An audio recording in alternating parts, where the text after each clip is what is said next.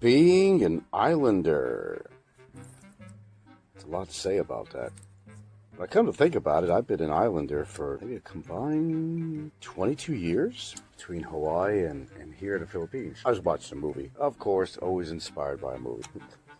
And ironically, it had to do with this deadly virus that was hitting this island, which is outside of Miami over toward Bermuda or something, the population about 2,000 people, and they got this deadly virus, Well, their island life is wonderful, and when they got rid of the disease, everybody rejoicing, and even the doctor that visited there, well, she met another doctor that was from the island, the only doctor, and that's pretty much the story.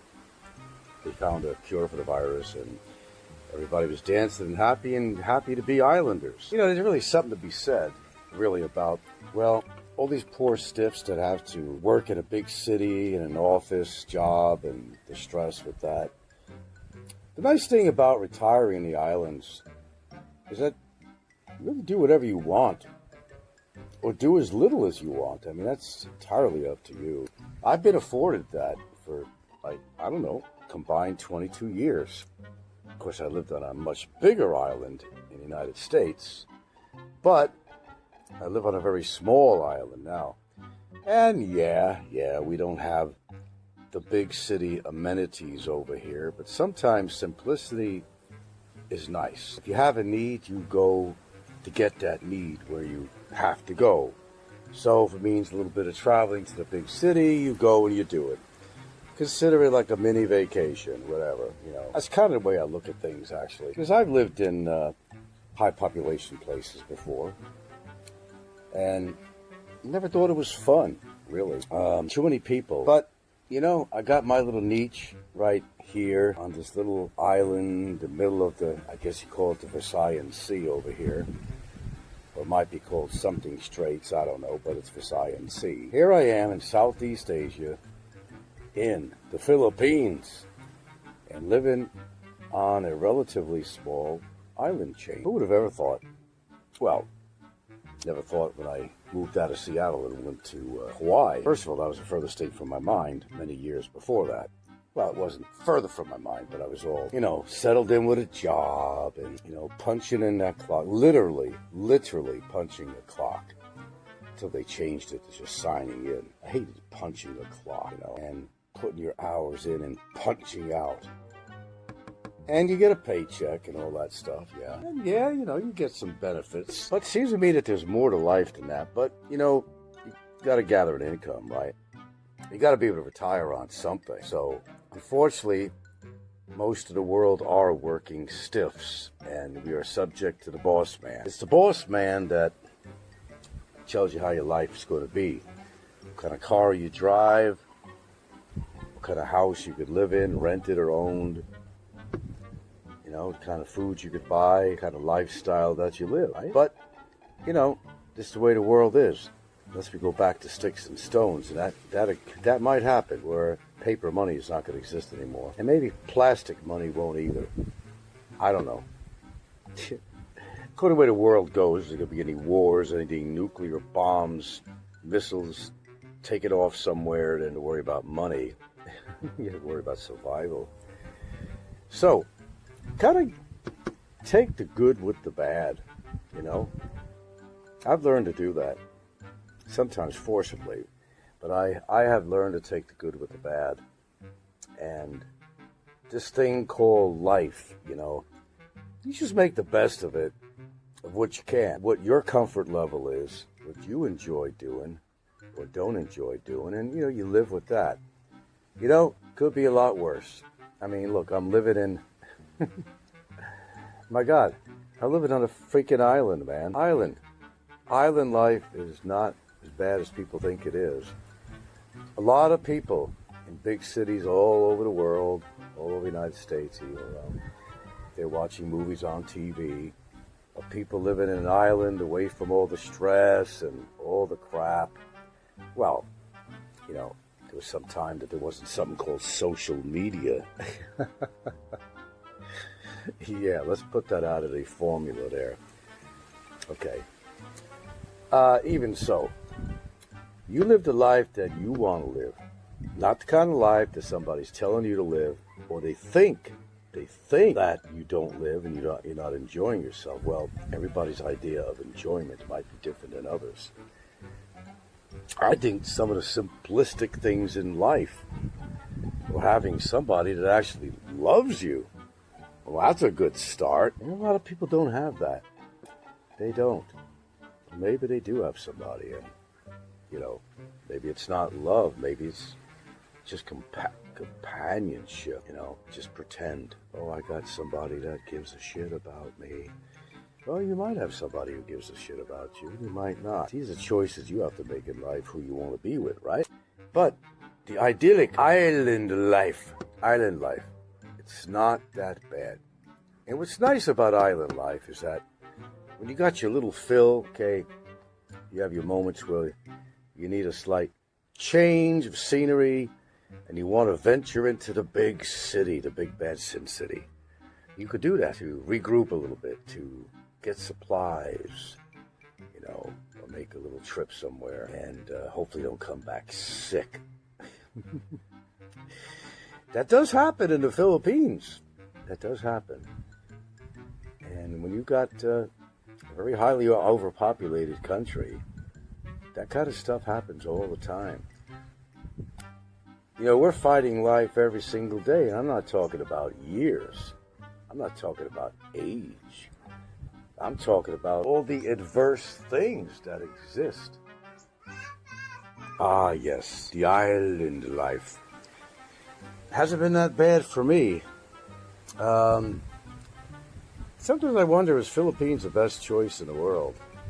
Well, I just can't think of any other place. I don't want to live in the Caribbean. I don't know. Look what Marlon Brando did back in the day. He bought himself an island. He married this beautiful green-eyed Polynesian gal, and very beautiful. The family line still owns the island. Of course, there's tourist attractions there, like you probably figure. Marlon Brando had it made. He knew with his success he could buy this little island, and he lived the best part of his life on there, really. And he was happy as a clam. The big city has its advantages if you're still a young person, of course, and you want to go to college and stuff like that. You want to learn stuff. Ultimately, the island is built into you. If you were born on the islands here in the Philippines, and you go to places like America, it's all fun and thrills, and maybe you get your education there, and maybe you make a little money. But, a lot of them, they return back to the island life after they made a little bit of money. Some people wait as long until it takes for them to retire, because with their retirement money, they could live out here very well. But it was a good balance, really. They do a good balance. They'll come back and visit to get their fill. So that really works for them. So it's not like they're away from their family. It's not like they're away from the islands or the country that they came from, because they do get to visit. Or maybe, perhaps, if the documents are all good, they can get their family members to come out and visit, too. So, yeah, it's all a good thing to go to America, live your dream of becoming a nurse or a doctor or, a nuclear physicist or whatever might be your endeavor. Or the world's top, noodle maker or pizza maker or chef. Get your talents in order, make some money. Then you come back because the trees, the palm trees are beckoning for you. They're swaying, saying, come back, come back, come back. Well, actually, there is some truth to this, although I'm kind of joking around here. After living in Hawaii as long as I did, the environment of palm trees and all that tropical feeling, beaches and so forth, the ocean. Something to say about it, really. It really is. There was a lot of people I knew from Seattle that were very envious that I had moved to Hawaii. Because I do remember when I came back, and there was these people from my old job. I went to visit Steve, who was part Hawaiian, actually, and he had relatives in Hawaii. And me and Steve used to talk about Hawaii and stuff, He knew I was like so gung-ho on Hawaii. They'd even be singing the Hawaii 5-0, whistling the theme when I'd come in the room. I'm not kidding you. But a lot of these stiffs, they had to work a long time before they retired. And they were absolutely, what's the word? Well, they were pretty envious of the fact that I just laid down the paperwork and said, screw this. I don't want this anymore. So I was in kind of a position at the time, owning land there already in Hawaii. And so I figured I had enough of this job. I mean, as much as it's really a good job, it really was. As I said, working in open parks and having that freedom and working their beautiful places. Can't complain about that. I never will. But sometimes you got to follow your dreams. You got to follow your heart. And sometimes you don't want to be stuck somewhere in a position where you're punching that clock all the time. Now, I can't say that it's a wonderful thing to get a disability because you're not making as much money as you did when you were working. But consider it, unless it was not such a horribly debilitating disability that you can't function, really, becomes a good thing. To me, I don't know, call it a lack of better words, call it a blessing. Get away at the right time, too. Seattle. It was turning to hell. So things kind of worked out for me in a timely manner. I mean, those proverbial ducks kind of came together, you know. And that's when I moved to Hawaii. And it wasn't a totally bad experience. I mean, you know, I talked about all this fighting there about sovereignty issues and all that stuff, which was kind of crazy. And I don't want to get into the politics of that. And there is a lot of politics with that. And a lot of mainlanders, they understand it very well if they've lived there. They know. They know very well. And I'm one of them that knows. So you have to have lived there. You'd have to live deep in a community, which is not just mainlanders, but people who were born on the islands. You have to be living amongst the people. You got to suck in the local culture. That's how you learn. That's how you get educated. That's how you make all your thoughts and feelings and your outlook about where you are. I did all that. So it came to time, I had my fill. Things were changing. Too many drugs, too much crime, too much opposition of mainlanders, and great place to visit. Great place to visit. You got to be in a certain state of mind to live in Hawaii. Hard to explain it to you unless you've actually lived there. It's very hard to explain. Just take my word. Then you move on. Here I is on a small island in the middle of the Visayan Sea. How the hell did that happen? Well, you know what? It did happen, and here I am. Could be worse. Could be worse.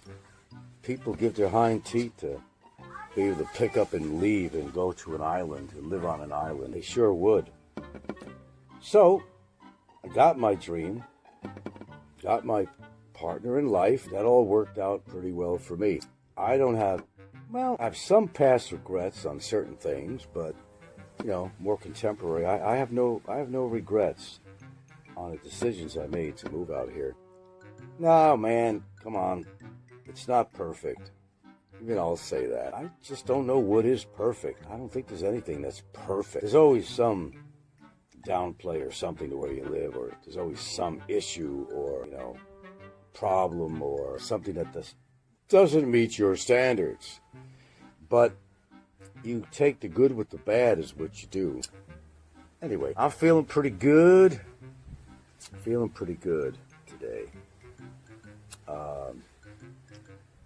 And I think I know exactly what happened. Went to the right place, but at the wrong time. There was a lot of shit going on in Baguio at the time between January and February.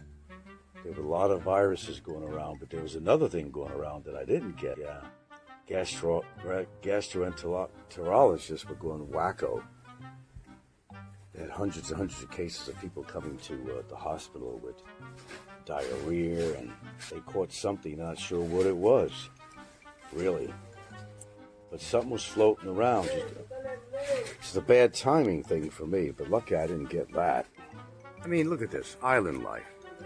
He's over there trimming some of the dead fronds off the tree here. Do we want to take that down? We have somebody that wants some of these. These are the kind of the cooking bananas, you know. Island life. Island life. Just not going to work. It's just not going to happen. Just not going to happen. You're not taking happiness away from me. That's for sure. Found what I want. I'm at a place that I want to be. And that is that. See what I'm saying?